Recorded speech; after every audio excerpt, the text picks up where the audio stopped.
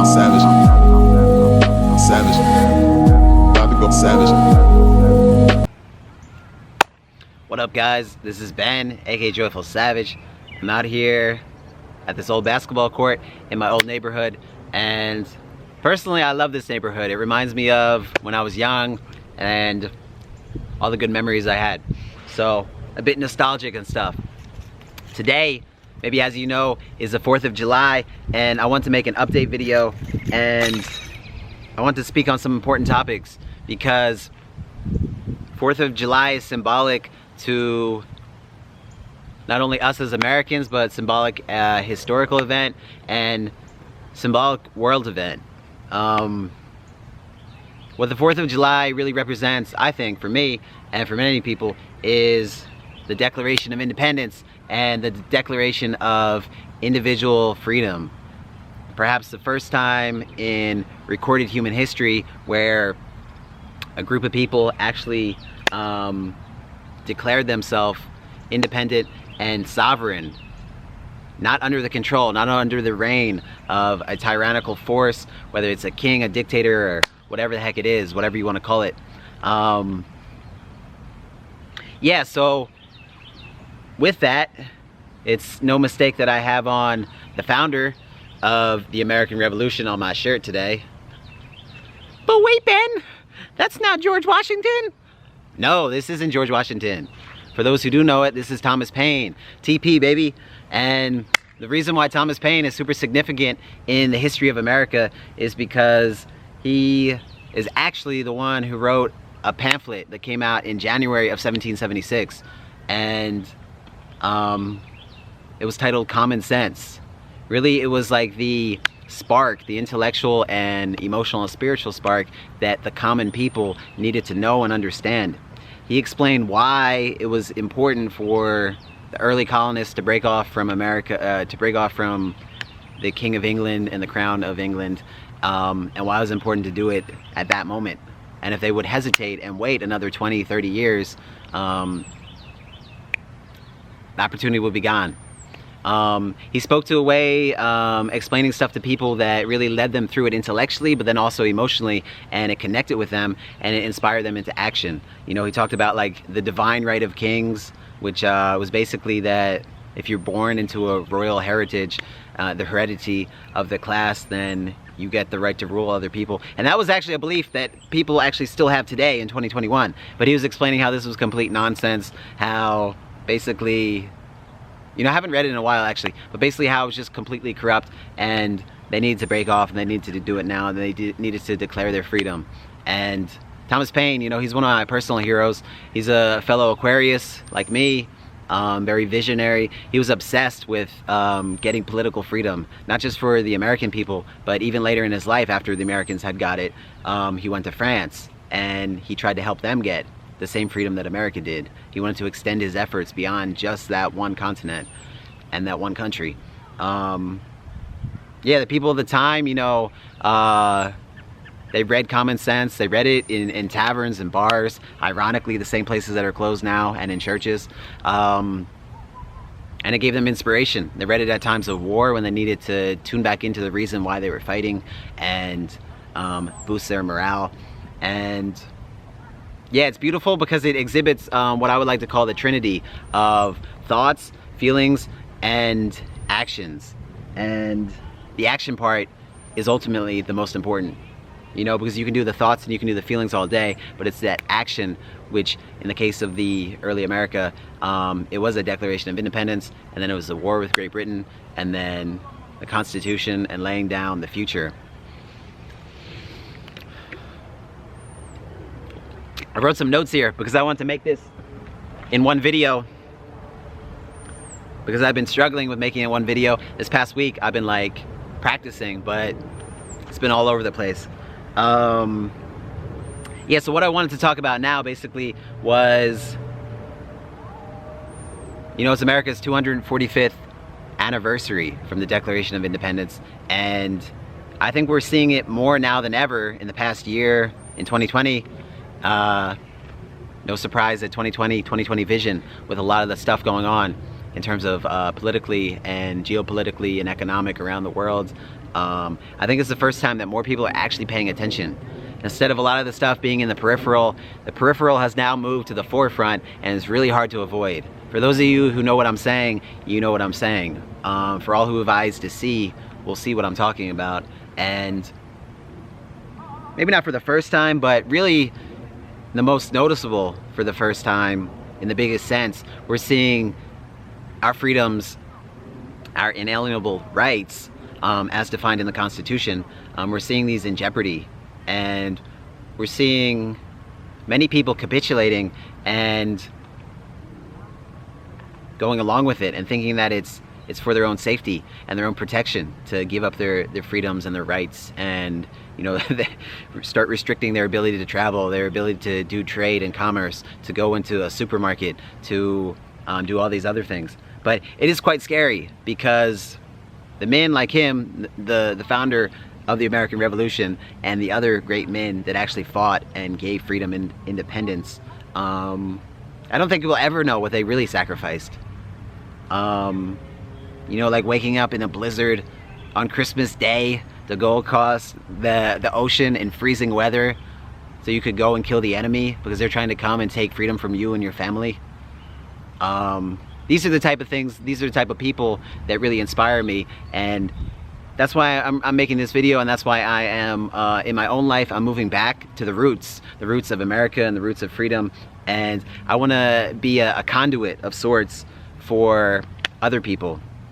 And I think the inalienable rights aspect, or unalienable, however you like to pronounce it, I think that aspect is super important to redefine for us in the 21st century, because our inalienable rights, which are supposed to be given by the divine authority, they're really being put into question and into jeopardy and being taken away in many places by men, other human beings. And that's the whole point of inalienable. It wouldn't be inalienable if they could just be taken away and said, no, those are just a privilege. So moving forward, redefining it for the 21st century, I think we have to get in touch with what inalienable means. And for me, it's a lot of the focus of the content that I would like to make and put out, and I want to make it a bit more of a growing movement, because I've only been red-pilled, so to speak, in a like a political and conspiratorial sense in the past year, but the red pill isn't just enough, because beyond the red pill, as many know, you have the white pill and you have the black pill. And I see many people choosing and taking the black pill, focusing on the problems, focusing on the negative aspects, perpetuating the negativity, and not keeping their own space free and clear, not being a guardian of their own space and the vibratory energy that they want to see manifest in the world. We can't go and clean all the doorsteps of everybody's houses, but if we clean our own doorsteps, then we're gonna have a clean world, basically. So it's important for us all to get in harmonic congruence and convergence, so that we can actually manifest and put out the energy that we want and see it come to fruition in this world. Basically, whether we like it or not, we live in times of danger and uncertainty, but they're also more open to the creative times than ever before in history. And it's really a bit of a race going on right now of which side's gonna win. Because one side is trying to get humanity into a checkmate position, where after which it's like they're kind of doomed because they're in a surveillance state. Many of my friends in China are moving into these surveillance cities.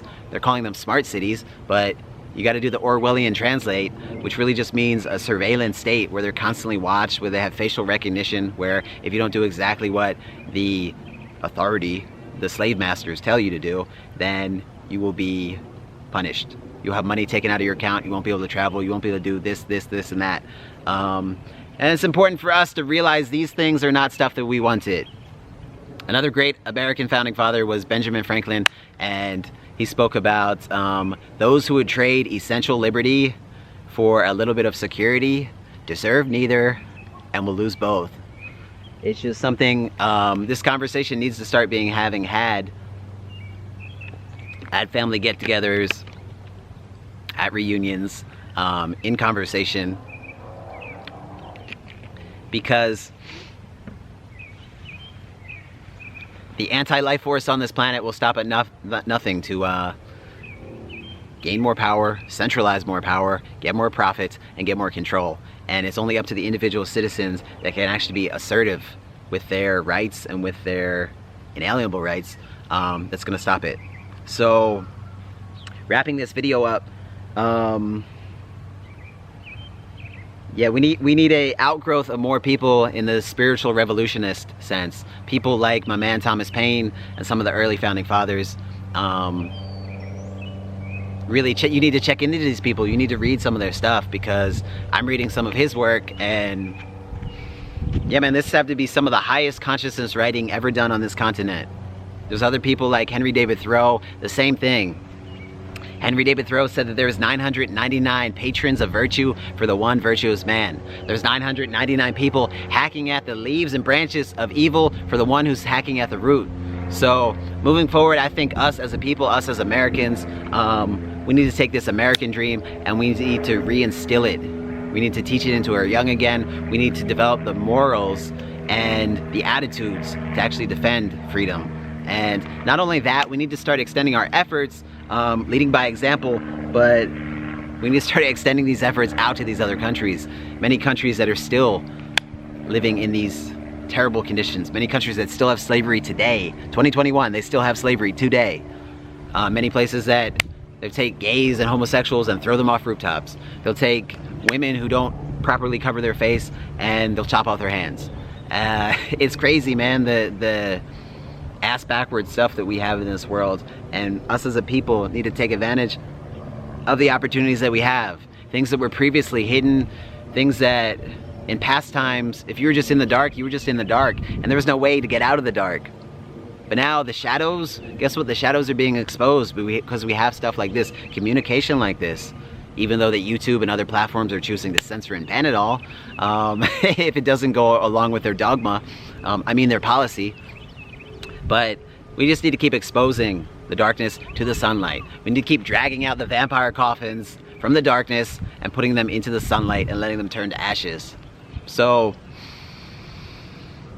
yeah, moving forward, check out some of my videos. I just made a website, awakeningmorality.com. I'm gonna be putting more stuff in terms of morality, consciousness, political consciousness, some historical stuff, the conscience, which is very important, the ability to recognize the difference between right and wrong, and some more stuff on like activating our potential, activating our whole brain, using our whole brain. Because many of us, we're not even using a fraction of it. And it doesn't make sense that we would have such higher level brain functionings and capabilities if we weren't supposed to use them, or if we didn't actually have that potential and that power in the past.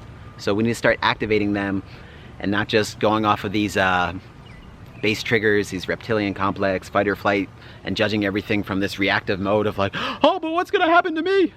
Like, no, we need to learn how to evolve past this and make better sense of the world. We need to see through the lies and the deception and air it all out, okay?